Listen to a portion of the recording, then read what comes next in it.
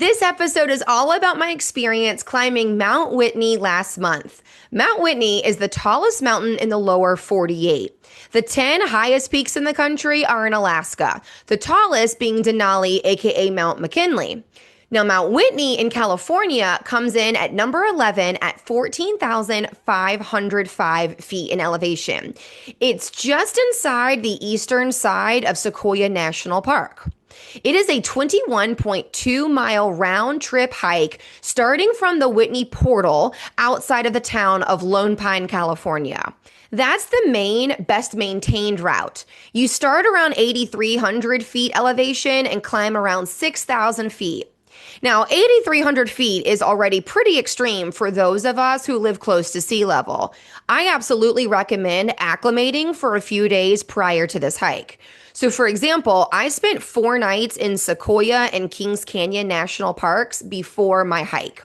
The first 3 nights were at a campground around 6,500 feet elevation. And what I failed to realize was the 4th night was in the other section of Kings Canyon National Park at only 3,800 feet elevation. Looking back, I wish I had swapped those. Either way, it was definitely better than the 1,000 feet elevation I currently live at.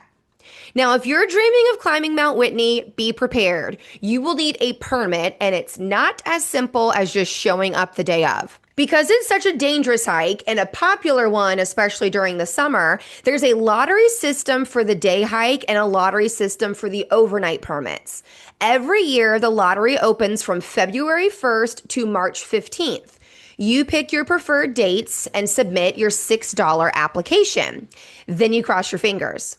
Now, you can submit up to 10 lottery entries. You choose the date and the number of people in your party. July through September seems to be the most requested months. We all know weekends would be much more popular than weekdays. So the strategy I used to be successful in my first lottery was to choose June since it wasn't a super requested time, yet the weather would likely be summer storm free and winter snow free. I also requested weekdays and as just a solo hiker. I read online a solo request is more likely to be honored than a group request. In late March, they run the draw and let you know if you've scored a coveted spot.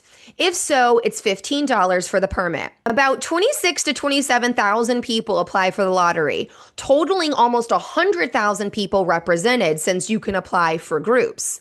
Only 27% of them are chosen, so needless to say, there are people who are turned down year after year. This helps keep the trail from getting overcrowded and it protects the fragile wilderness. So plan ahead and may the permit odds be ever in your favor. 100 day hike permits are given per day and 60 overnight permits per day. About 2/3 of the people who attempt the day hike do not summit. Let me tell you something. I am not your average little adventure muffin. And you tell me something like 67% of the people fail at the thing you're attempting. I'll tell you what, I'll be damned if I'm one of those. I was going to be part of the 33%.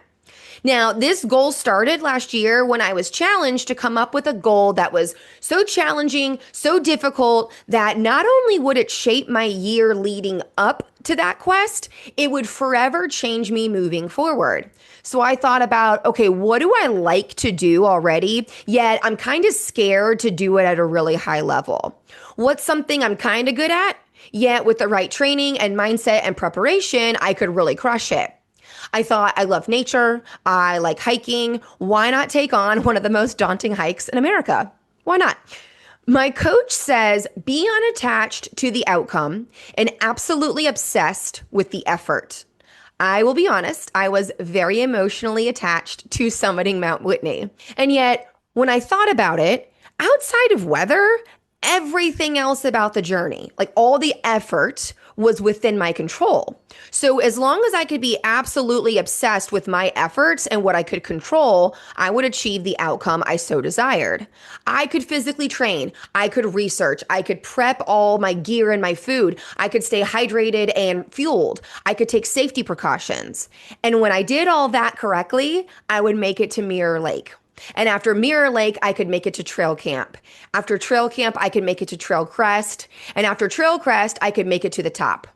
It started with being obsessed with the effort. Yes, a freak storm could have rolled in, as they often do. Yes, my body could have shut down due to altitude sickness. 4,505 feet is no joke. There's not much I could do about that, which is outside of my control. So I can't be attached to the outcome where there are other variables involved. And as long as I was obsessed with the effort, I would not only be that much more successful with achieving the outcome, I would love the journey too. So let's talk about the start. I booked a room at the Trails Motel in Lone Pine, California for 2 nights.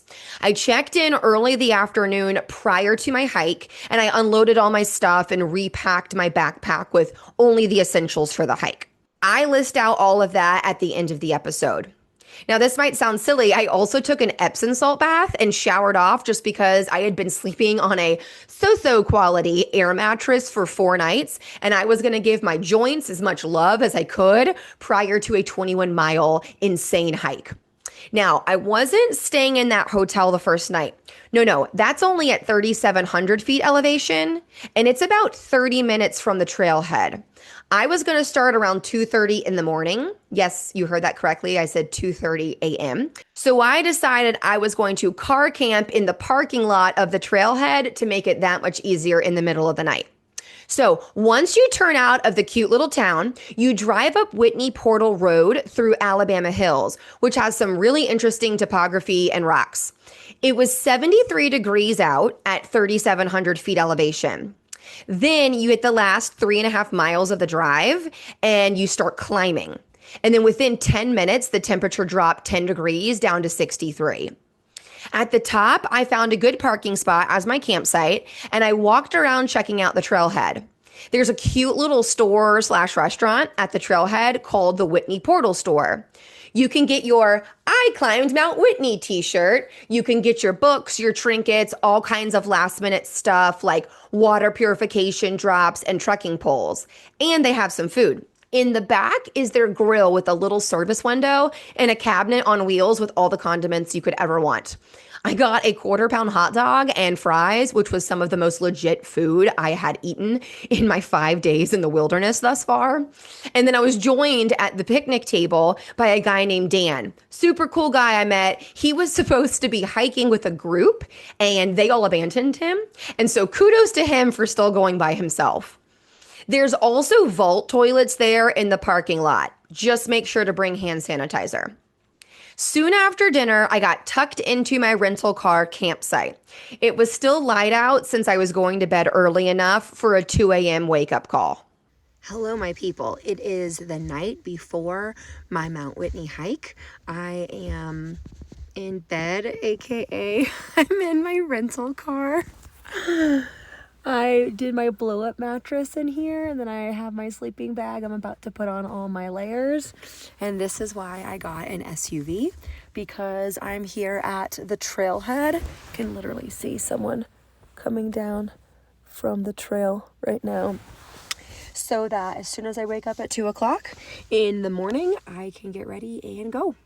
It was fairly warm sleeping inside the car, and a couple headlights woke me up at midnight and later on. Plenty of people started getting there a little after 2 a.m. So I wake up at 2 a.m. I drank as much Monster Energy drink as I could. I woofed down a banana and then started my hike a little later than anticipated at 2:55 a.m. with plenty of people just before and just after me.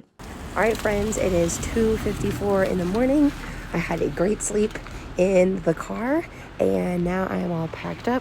Got my little fanny pack, I got my backpack, and we are ready to crush it. Y'all, it was pitch black. I am afraid of the dark. I'm not afraid of black bears. I'm afraid of the boogeyman, and I am super afraid of mountain lions. I'm just out here hiking in the dark like a crazy person.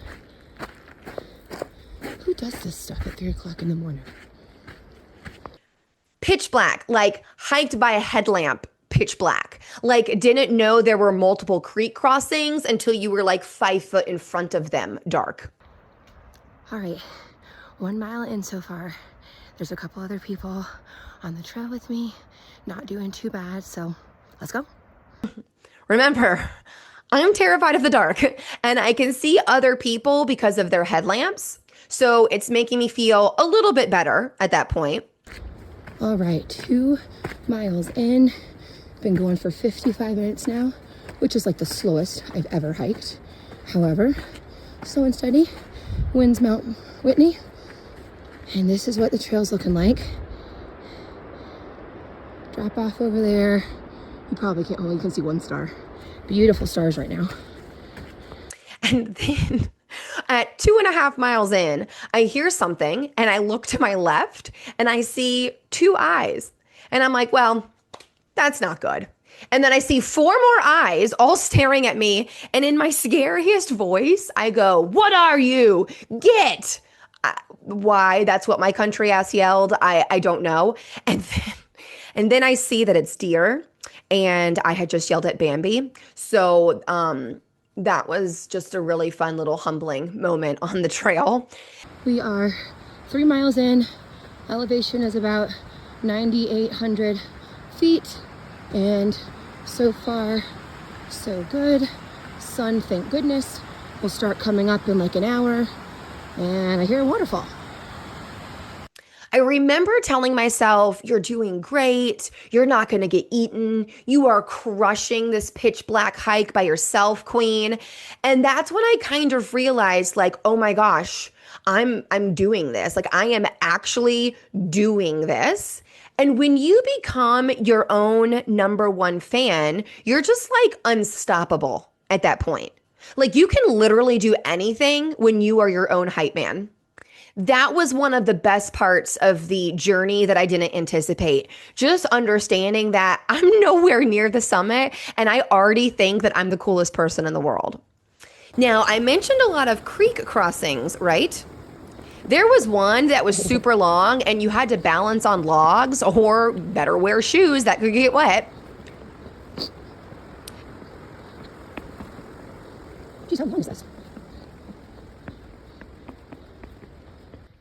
3 miles in, about 10,000 foot elevation, crossed into the Whitney zone, and the sun is starting to come up. You can see 2 people behind me. So almost no more headlamp. The sun started rising before 5 a.m.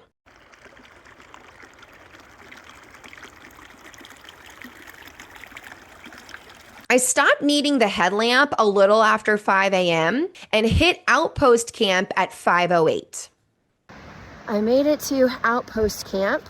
You can see a couple tents that people have here. They probably stayed here for the night and then started walking up this morning. There's a really pretty sunrise happening over behind me from the direction we came, and you can see snow up here. We're a little over 10,000 foot elevation. This is about 3.7 miles in, so about a third of the way. I rested there for about 10 minutes and then watched the sunrise. Sitting at outpost camp with my backpack off, my top 2 layers now pretty sweaty, I started getting really cold. So I put gloves on with hand warmers inside. And then finally, it's light enough outside and my mountain lion fears have subsided. All right, 4 miles in, almost 10,500 foot elevation. Really pretty views. So then I make it to Mirror Lake at 5:44 a.m. I saw the first big chunks of snow and ice on the trail around 4.5 miles in at 10,800 feet elevation. It's an easy walk around it at that point. And then I started noticing definitely more labored breathing above 10,000 feet. At this point, the tallest peak I'd ever been at is Haleakala on Maui. And I drove up that. I didn't hike it. Now, at this point, there's not a lot of trees anymore. It's just small shrubs. I am about 5 miles in. It has been 3 hours and 40 minutes, which is a little slower than I was anticipating. This altitude is no joke though. This is about 11,300 foot elevation. So climbed 3,000 from where I started, you can definitely see there's still ice, and there's a river over here. The issue is this ice is like freezing at night, thawing during the day, freezing at night, so it's just going to take a long time for it to melt. But passed a couple people on the trail, several people have passed me on the trail, almost halfway there.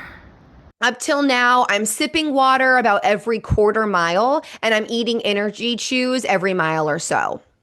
Just after mile 5 is trailside meadow between the creek and the trail. You can hear songbirds, and there's a lot of flowers in bloom. All right, at 5.3 miles, so halfway there, air is definitely getting thinner, and it's helping to stop every mile or so for even just a couple of minutes to kind of acclimate. At mile 5, I kind of had to force eat some peanut butter crackers because the elevation will have your body being like, no, I can't take any more. But then your brain knows that you have to eat calories, and it's like, please, sir, we want some more. And it's just conflicting. Anyway, I've gone through like 20 ounces of my 92 ounces so far. So I don't know, may not have to fill up. And now at this point, you feel so in the middle of nowhere. It's just rocks and peaks everywhere that you turn. I made it to trail camp at 7:45 a.m., so not quite 5 hours in. It's at 12,000 feet elevation, and I had a bit of a headache coming on, so I stopped for 5 minutes and had a snack. Headaches are the most common and usually the first sign of altitude sickness. Made it to mile 6. This is where trail camp is. So most people doing an overnight will set up camp here. 6 miles in, 4.6 to go. I saw a couple more marmots walking around. They're not really afraid of people at that point. And this is the last chance for quality water refills here at Trail Camp Tarn. Some people bring portable water filters, others use water purification drops. I decided I was just going to carry all of my water on me, which is a very heavy decision to make. I had about 3 liters with me, which did prove to be enough, yet I had brought water purification tablets just in case. Okay, so now for one of the toughest, and let's just be honest, worst parts of the experience. Between trail camp and trail crest at the ridge that you finally go laterally across is about 2.2 miles in length, and you climb 1,700 feet. Up 97 switchbacks. I don't know if you understand what that means. Just know it is very long, it's very steep, and you're literally just going back and forth uphill 97 times. 97 times. Part of the switchbacks still had snow, other parts had water and ice. Now, these things last so long, and you feel like you're making progress in terms of the 2.2 miles, yet you're really not. So around 12,500 feet elevation and about 6.8 miles in, I started feeling a little nauseous. Nausea is usually the second sign of altitude sickness. And at that point, I just kind of went on autopilot and my brain wasn't really there thinking about all the switchbacks. My body just kept moving at a really slow pace. Mile 7. Fatigue is definitely setting in. I have a really pretty view down here of trail camp. I'm on the 97 switchbacks and have done about 40 or so. There's another 1.5 miles till we get to the crest and walk across the top. So there's a section of the hike that I was a little nervous about going in. And not having done this hike before and seen it myself, I could only go off photos online and what I was reading on the Whitney forums. It's called The Chains. And it's a relatively short section of the trail that's known for having a huge patch of ice. On the right-hand side, looking up, there is a steep drop-off, and there's cables that would usually make you feel better, except they've been mangled and bent over the years and years of ice. Well, even in late June, the ice was taking up most of the path, and it was very slick from freezing at night, then thawing in the day, then freezing at night, etc. Over and over. So I put my crampons on over my shoes to get better traction on the ice. You're probably thinking, Katie, oh my gosh, you wore regular sneakers on this hike? Oh, yeah, I did. I meant to just start in them, and then I had my hiking boots strapped to the outside of my backpack. Did I mention that my backpack was really heavy? Those boots were fairly new, and I discovered on a hike earlier in my trip to California that they sometimes rubbed my right heel, and I was not taking any chances on only having those and then getting bad blisters. Okay, so the chains are done, yet we still have like half of the 97 switchbacks still to go. So down there is trail camp. And then we did at least half of the switchbacks. And now you can see where some other people are going all the way to the top. I hit 8 miles at 10 a.m., so I'm hiking for 7 hours at that point. 8 miles in, 13,300 feet elevation. I have slowed to a crawl. Hair's getting thinner, but we're still moving, so onward. The last little bit of the tough ascent to Trail Crest was yet another ice bank taking up the trail. I strapped on the crampons again, and I showed another girl that I met. She was a little nervous about this section. I showed her how to get across.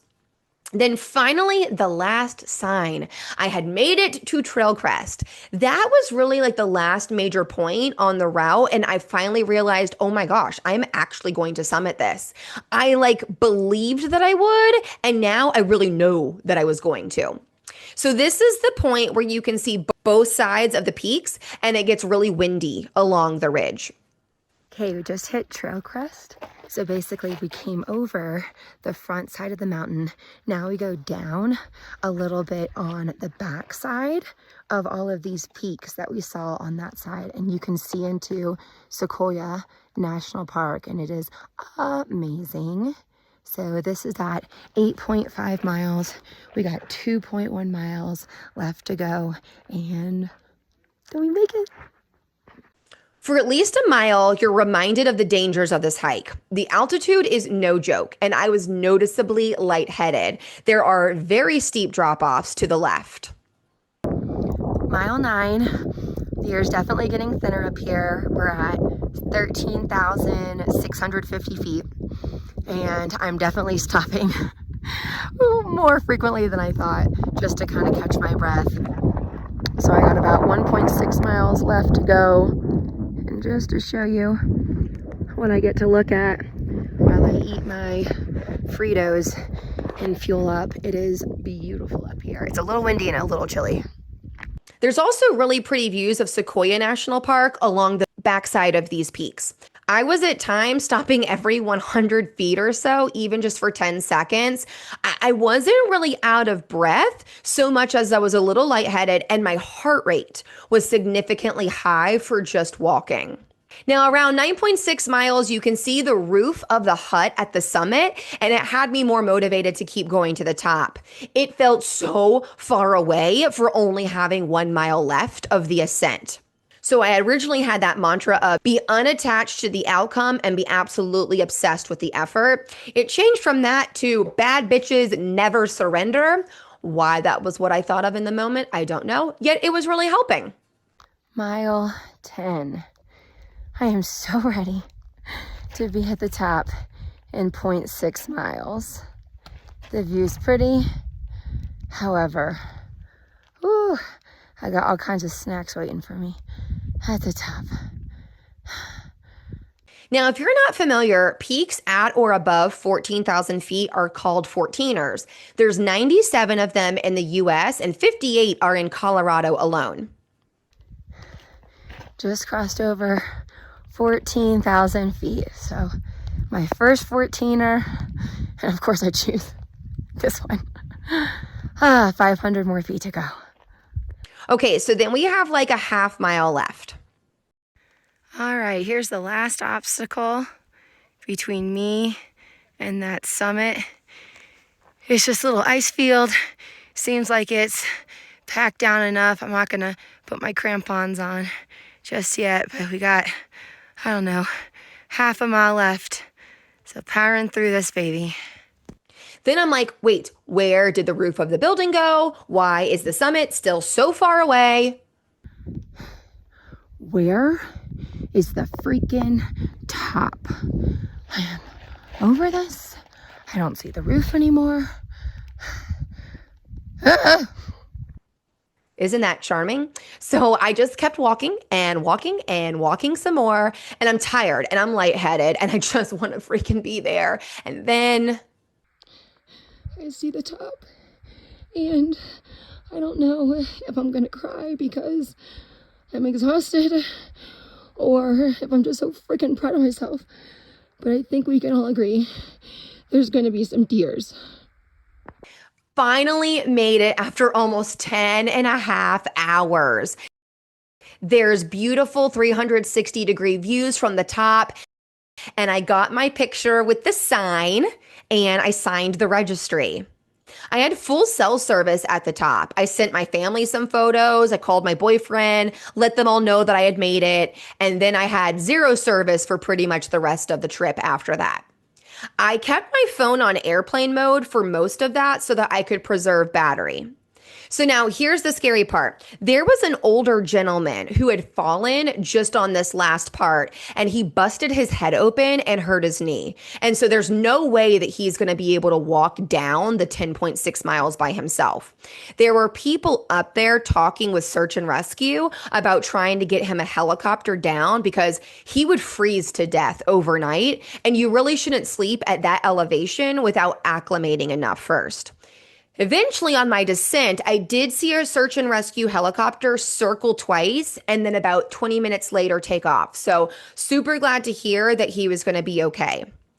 I started that descent around 1:45, which is almost 2 hours later than I had originally planned. And yet, it's really not a time thing. It's about, did you actually get to summit? So, calm down, Katie.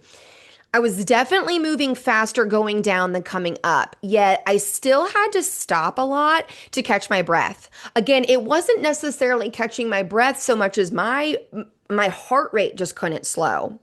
Of course, I had that fun ice field again. All right, I've made it back down like 1.6 miles. I'm where you can cross through the mountain peaks to one side or the other. Thank goodness, because between the fatigue and the elevation, I'm just so lightheaded and I'm just really ready to get down. So I'm gonna do that as fast as possible and as safe as possible. Now, this is a little over 12 miles total so far. Up until that point, that's the longest hike I'd ever done. I'm like still pumped with adrenaline from achieving this and just super proud of myself. So that's not exhaustion that you hear in my voice. I'm a little short of breath, yet really what's going on that had me concerned was how lightheaded I was and how fast my heart was pumping. Even with sitting for several minutes, I couldn't get my heart rate to slow. So 2 weeks prior to my climb, a 14-year-old boy fell off a 120-foot cliff descending Mount Whitney. He had a very intense form of altitude sickness and he hallucinated. He saw snowmen and Kermit the Frog, and he just walked off the cliff. Fortunately, and very surprisingly, he survived, yet up until the time of this recording, he was still in a medically induced coma, though I believe that he was taken off the ventilator by the time I recorded this. I have a little less than half of the 97 switchbacks still to go on the descent to trail camp. So it's about 7 miles total to get back to Whitney Portal's parking lot. I was so lightheaded, and more importantly, I could not get my heart rate to slow, even stopping for a couple minutes there when I started the descent. So I honestly started getting a little freaked out. And to make matters worse, I was in a section where the trail is not very clear. and wound up about 20 feet below the trail and basically had to scramble up rocks and use up a lot of energy getting back on the trail. So honestly, I was a little afraid. So I saw someone ahead of me on the trail finally, and I was like, hey, hello, hello. And then these two guys popped out of the rocks, and I was like, I'm really lightheaded. Do you mind waiting for me? And it's 4 high school guys out here doing this hike, and they were so polite and such nice gentlemen. Making sure, that for the last couple of miles while I hiked with them, I was getting better and not getting worse. So yay for people on the trail. I mean, y'all, I was genuinely quite scared. I remember for at least a mile, I knew that there wasn't anyone after me for quite a bit. And I had no idea where the next person was in front of me. There's really steep drop-offs on the right, and you want to focus on walking on the trail, yet my feet were tripping over some of the rocks. I just kept telling myself, you're going downhill and you will be okay. You're going downhill and you will be okay, over and over like 100 times. Then it was back down the rest of the super long 97 switchbacks. Eventually, I just have a few miles left. I have a little less than 4 miles to go till I'm back at Whitney Portal, which is where I parked my vehicle. This is all the part that I did this morning before the sun came up. So I can finally now actually see what I'm gonna do, which is good because we have a couple creek crossings like that. I saw some animal friends. Hello, can I go by you? And I feel like I'm walking miles and miles at this point. All right, 1 mile left. And as you can see, I'm kind of chasing daylight here. I don't want to start in the dark and end in the dark. So I'm hoofing it down the trail. I also want to get to the Portal store before they close at 8. So, whew, what an experience. I'm going to sleep so well. And I'm just not making as much progress as I would have expected. All right, I'm just going to be honest. I want to be done. I think there's like half a mile left. Like, all the things hurt. And then just before the store closes, Finally, 21.2 miles, 17 hours. There you go. so I bought my snacks and I bought my t-shirt. And shortly after that, I drove down the mountain to my hotel in Lone Pine and I crashed. The next day, I drove to LAX to catch my flight home and I ate basically all the calories in sight. So, real quick, let's go back to the first mantra I told you from my coach. Be unattached to the outcome and be absolutely obsessed with the effort. The outcome, holding a sign at the top of the mountain, that doesn't make me successful. The efforts that went into 21.2 miles, the 2:55 a.m. start, the 6,600 foot gain, the cold weather, the brutal wind, the fatigue and soreness, pushing when it was scary, repeating affirmations to keep my headspace positive when I was scared. That's what makes me successful. Be unattached to the outcome and absolutely obsessed with the effort. My boyfriend asked me at the end, would I do it again? And in that moment, I responded, please don't say that you want to do this because I really don't want to do this again. And yet now here I am planning next year's challenge and I'm thinking it could be Kilimanjaro. It could be doing all the Colorado 14ers. And so here's some tips whenever you do your Mount Whitney hike. Learn from my mistake. I packed way too much stuff. My backpack and fanny pack weighed 25 pounds combined. My fanny pack has 2 small, easy to access water bottles and a front pocket where I had my phone, my chapstick, energy chews, and anything I felt I'd need fairly frequently. And then I had my day pack with the rest of the food and supplies and clothes. The snacks I brought were gel chews, goo, trail mix, Fritos, peanut butter crackers, Oreos, jerky, and pizza Lunchables. And I had almost 3 liters of water with electrolytes, Gatorade, and Gator Light. I believe I had about 20 ounces of my 92 ounces left at the end of my hike. You do not need to carry 3 liters of water, and you don't need to carry all that food. You could absolutely take a portable water filter and 1 to 2 liters and then fill up at one of the lakes or the creeks along the way. Now, for supplies, I had my trekking poles, crampons, selfie stick, compass, sunscreen, external battery, and cord to recharge my phone, my headlamp with extra batteries, hand warmers, moleskin, Band-Aids, and ibuprofen and Tylenol. The extra clothes I brought were the hiking boots, wool socks, fleece, a raincoat, gloves, and ear warmers. If I did it again, I would probably do an overnight at trail camp. I'd really acclimate to that higher elevation and then summit and descend the second day.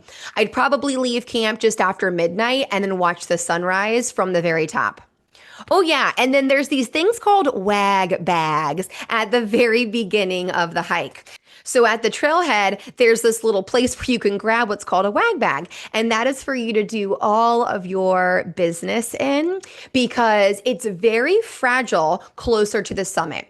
In what's called the Whitney zone, the ground just doesn't have the usual bacteria and everything in it that would normally allow for waste to be broken down. It's rock up there. There's no soil. You can't just dig a cat hole and do your thing. So if you do your business, you also got to pack that out. Well, that's all for Mount Whitney. Have you hiked it? I would love to hear from you. Find me on Instagram at the.great.escape.podcast and send me a message. And don't forget to hit subscribe so that you can follow along and dream big for your journeys on the Great Escape. See you next time, adventurers.